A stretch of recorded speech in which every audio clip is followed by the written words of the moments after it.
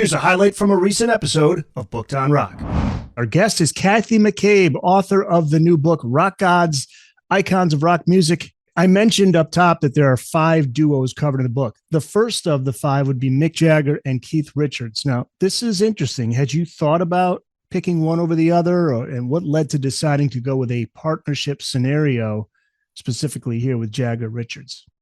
Because their partnership is the Rolling Stones. I mean, if they'd not met on that train station, you know, having gone to primary school, lost touch, they were neighbours, lost touch. Mick's heading to the London School of Economics. Keith is heading to art school. And they just happened to meet on this train station at that minute, you know, and Keith's holding the records under his arm, which, you know, got was it Mick? Sorry, now I've completely confused them. I think it was Mick. He had the blues records. Yeah, it was Mick had the blues records, and Keith was fascinated by the fact that he had these particular records. The other thing that really made me want to keep them together as a partnership is because it's one of the most fascinating dynamics in terms of a partnership in contemporary rock history. I mean, they're such different people, and we've come to see caricatures of their character, you know, sort of evolve over the decades. It was, you know, Mick was the serious businessman. He bristles about that kind of simplistic caricature of him. Keith was, you know, the rock and roll outlaw. He descended far more into addiction than Mick ever did, and battled, you know, heroin for years, you know, got arrested all over the place on several occasions, and finally, you know, got his act together. But the fractiousness of their partnership, the fact that, you know, once Mick started going solo and Keith found that to be such an affront, even though it gave him free rein to be in charge of the Rolling Stones for the first time as kind of, you know, the leader, because Mick was off doing this. He felt it was a real betrayal of the band. He was furious about it.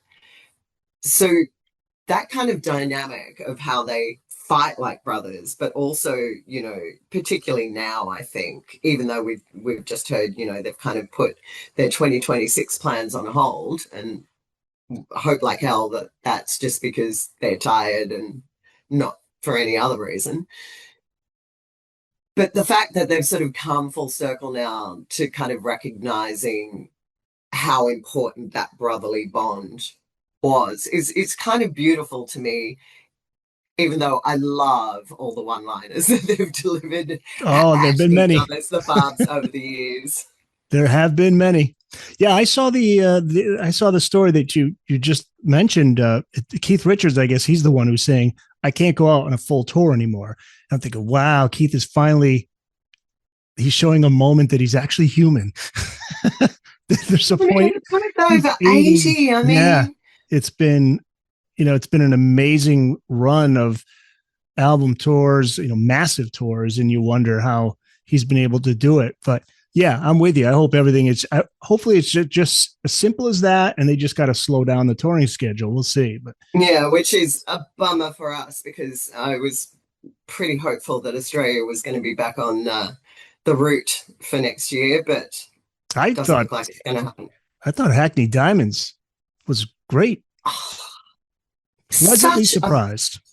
Yeah. Such a brilliant album. And I think it was brilliant. And I think everybody fell madly in love with that record because it distilled the essence of what the Stones have always been. Like the actual, you know, combination of sounds and their influences, and you could hear them in the studio on that record. You can hear them being loose and tight and kind of, you know, fitting the pieces of the puzzle together in each of those songs. Yeah, it really and is. I think for that reason, you know, people just were like, yes, you know, this is to be making that kind of music in the 2020s is astonishing.